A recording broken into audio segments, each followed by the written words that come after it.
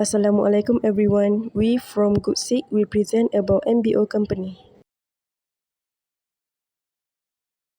Today we'll talk about our idol company. Okay, so our group has choose Padini Holdings Serian Berhad as our idol company because we want to understand about the fashion industry.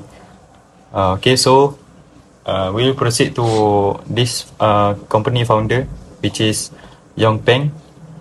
He is play a very crucial roles in directing multiple companies including Padini Holdings, Sdn Berhad, Padini International and other under Yongpeng Holdings, Sdn Berhad. Okay, for this business has start with their initial name, which is Huayu Garment Manufacturers during 1971. Okay, during this time, their focus product is only based on ladies garments wholesaling to departmental stores in Malaysia. Uh, after that, their brand development firstly is new brand. They have create Padini brand to expand in textile trading and make retail entry, which is entered the retail market with Padini.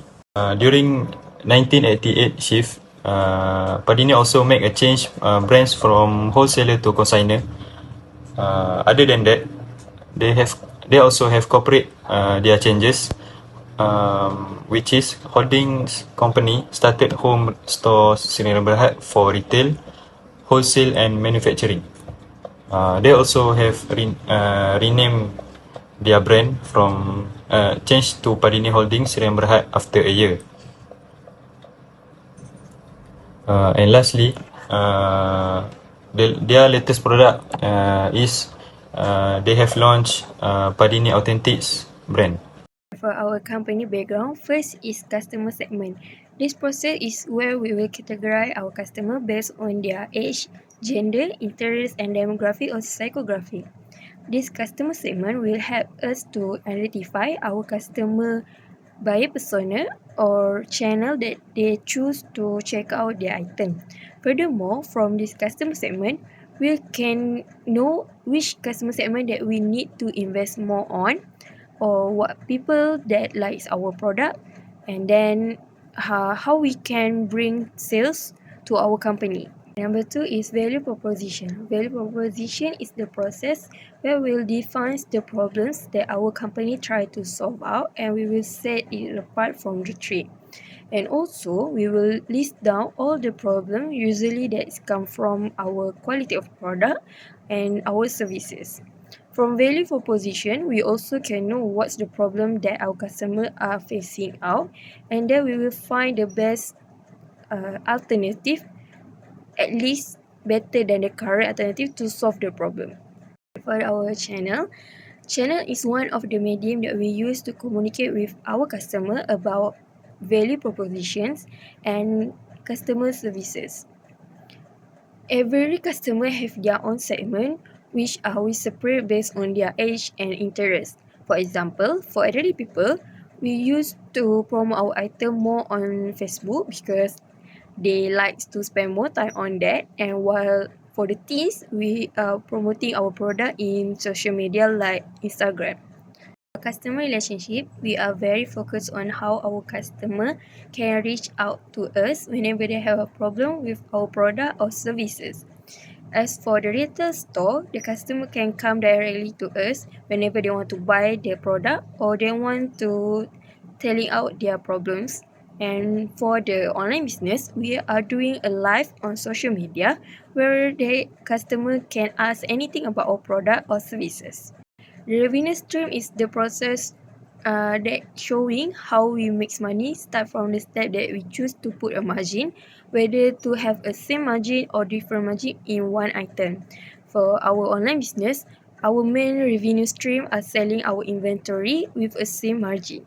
Activities here means that we list down all the activities that we need to do to running our business, including value proposition, advertising, customer relationship, and finding revenue resources to deliver product to our customer.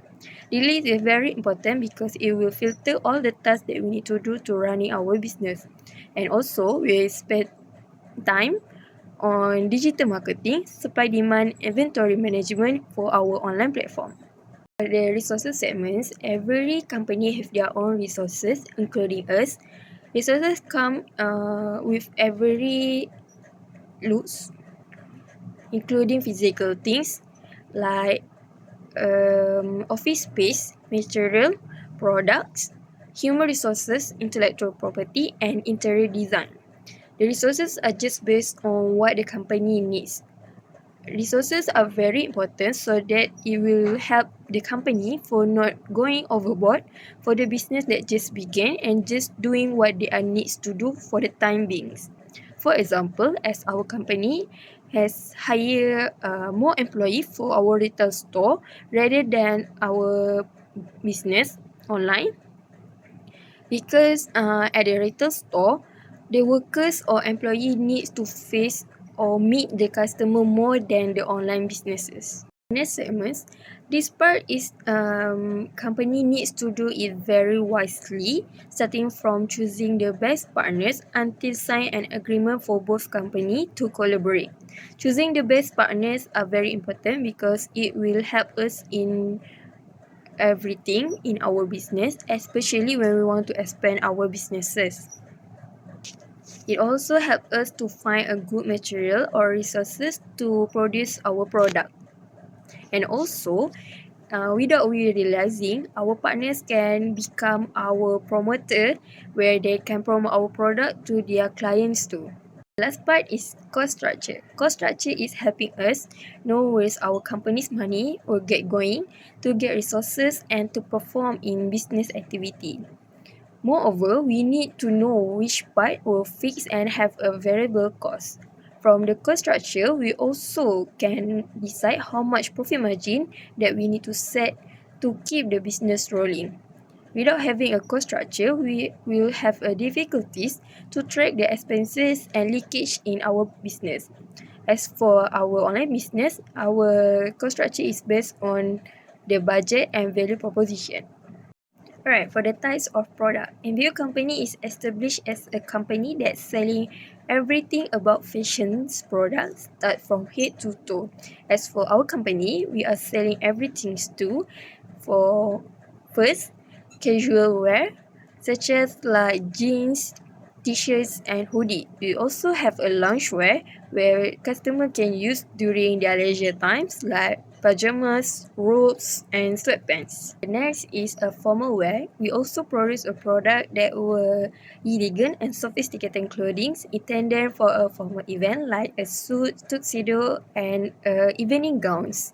As for the business attire, we have also produced a button-down shirts, a blazer, pencil skirt, and also a tailored trousers. Alright, apart from daily wear, we also produce a product that can be used in outdoor or indoor activities, such as like athleisure, activewear, and swimwear. For example, yoga pants, raincoats, and jersey. We also don't forget to produce a product that can protect our privacy in the body, such as like undergarments that we can wear under the beneath out of outer layer. As for a fashion company, we are also producing a product that can bring more compliment on our outfit, which is an accessories, such as like hats, handbags, scarf, belts, and jewelry. For footwear, we will produce a product that can bring up more shining to someone's personality, which is like sandals, sneakers, dress shoes, and hiking boots. For the last one is seasonal wear. Seasonal wear is a product that we produce into the particular season, such as like during the winter season, we are producing sweaters and thermal coats. Potential of the business of our international trade. First, global demand. Second, cultural or seasonal influence. Third, supply chain diversification. Fourth, trade agreements. And fifth, innovation and technology. Next, business planning for export. Firstly, market research and selection. MBO companies use data to identify which countries have a demand for our products and also consider the factors like market size, growth potential, economic condition, and fashion trends. Secondly, competitive analysis. MBO companies try to understand preaching, customer preference, and market entry barriers to make sure their company can compete with the other at the international market. Lastly, financial planning. Financial team will calculate all costs associated with exporting, including production, logistic, tariff, marketing, and compliance, and set competitive price while considering currency fluctuation, import duties, and local market conditions. Process flow for export goods. First, quality checks in shipping involve inspection at origin, ensuring product meets specs, quantity, and destination, verifying order accuracy, and identifying damage during transit. Second, to ensure clothes arrive safely and meet import regulations, exporters follow strict packing to imported garments, labeling providing essential information, and marking identifying packages procedures. Third, obtaining a delivery order, typically issued by a carrier, authorizes the company to receive the shipment after any necessary payments or procedures are complete. Fourth, stuffing a container for clothes involves carefully loading garments to maximize space, using damage protective materials to prevent shifting, and finally sealing the container with a tamper evidence seal. Step number 5, the logistics cycle involves loading merchandise into standardized containers, transporting them to a rail station. There is port, train, ship, final delivery, and lastly returning the empty container for reuse to ensuring an efficient and sustainable process. Step number 6, shipping involves exporting items to a loading point, then transferring them to carriers like trucks, trains, or ships for efficient and cost-effective delivery. For step number 7, the carrier sends paperwork to port terminal and customs, files, import declaration, pays tariff, evaluation items, receive gate pass, and then submit transport order, and then transport container to buyer's warehouse and returns empty container. And then for step number 8, the export procedure involves submitting a custom declaration. This process is done because we want to ensure the correctness of paperwork, verifying package, paying any tariff or tax, and loading item for international transportation. Once the good arrive at the port, the exporter or their agent arrange for the custom clearance, documentation, and physical verification, and also pays any port dues. The documents and meets receipt are handed to the shipping line, which then provides a bill of lading to the exporter. The exporter has to sign the original bill of lading and other documents to the buyer or their consignee. These documents are later required by the buyer or their agent to take custody of the goods and for getting import clearance at the port of destination. Meanwhile, the goods are loaded to the carrier and depart from the port of origin. The challenges, first is currency fluctuation. Currency fluctuation refers to the exchange rate between one currency and another in the foreign exchange market. It is influenced by the factors like supply and demand, economic indicators, geopolitical event, and the market sentiment. For example, if the Malaysian ringgit falls again into the UK pound sterling, the exchange rate will increases, requiring more ringgit Malaysia to buy 1 pound sterling. Conversely, if the ringgit Malaysia appreciates, the rate will decreases. Currency fluctuations affect international trade, investment, and export costs.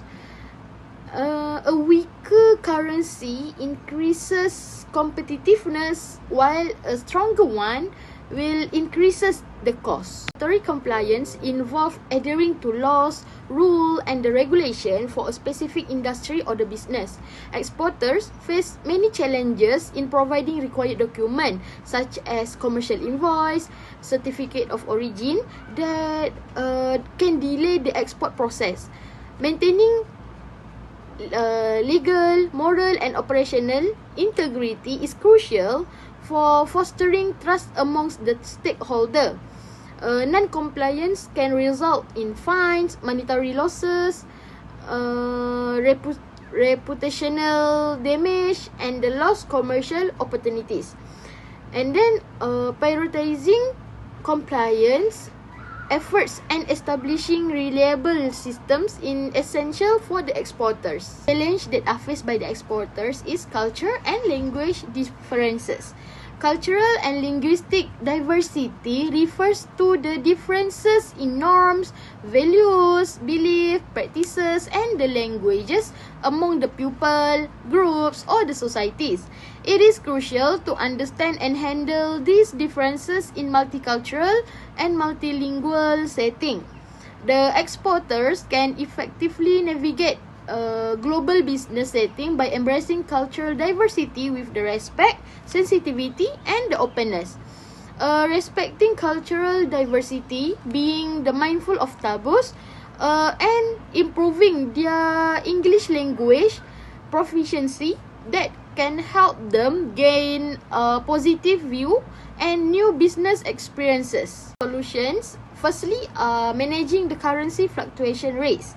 Contract and currency provision can reduce the currency fluctuations, such as adjusting payment amounts in a pound sterling for the UK customer. Exporters should monitor the exchange rate and analyze currency exposure to identify the potential risk. By analyzing the political, economic, social, technological, and environmental, also the legal factors is crucial for the businesses that are starting in the countries with high currencies. This is help in anticipating future threats and taking action to minimize their impact. By understanding the wider business environment, the exporter can better manage their operation. The second solution are comply with regulatory compliance. To effectively manage the regulatory risk and ensure legal compliance, the exporter must identify applicable regulation and stay update on United Kingdom government changes. Implementing compliance training at all organizational levels helps employees understand the ethical standard and the best practices, facilitating business operations in the United Kingdom. Next, adhering to these guidelines and incorporating compliance into corporate culture and the business procedure can foster confidence and trust among the stakeholder, but requires constant attention, investigation, and the progress. The last solution are building relationship and adapt the communication style. Cultural understanding is very important for building the strong connection with the diverse clients, partners, suppliers, and the staff. It fosters empathy, respect, and the trust, which that can lead to the deeper connection and the loyalty. The exporters must adapt their communication style to cultural variations, that ensuring they understand and respect the different viewpoint. Active listening and recognizing both spoken and non-verbal clues can help to improve the communication skill in other languages. So by doing it, the businesses can gain the deeper understanding and build the stronger relationship with their stakeholder. The conclusion, customer categorization helps the businesses understand their target audience, identify the communication channel, and maintain their relationships. Currency fluctuation impacts in international trade, investment and export costs. The regulatory compliance is important for the exporters. Cultural and linguistic diversity is essential for the successful operations. Exporters should adjust their communication style, actively listen and improve the skills to foster the empathy, respect and the loyalty. So by doing the